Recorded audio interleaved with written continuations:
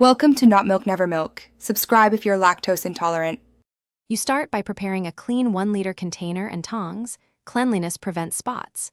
Measure photo flow precisely.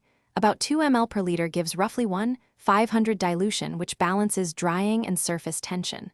Once mixed, gently invert the bottle to avoid foam. Make sure the water is at room temperature to reduce spotting.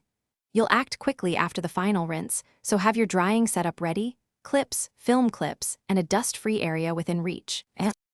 You remove film from the last water bath and immediately submerge it in the photo flow solution for half a minute to 1 minute. This breaks water's surface tension so droplets sheet off. While in solution, tilt slowly to dislodge bubbles and lift smoothly, no splashing. Then hang the film on stainless clips, spaced apart so gravity does the work.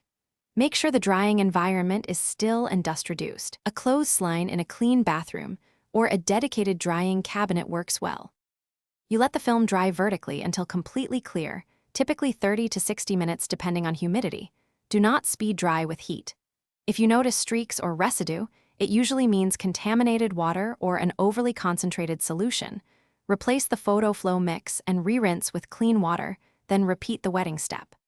Make sure to wear gloves and handle only the edges.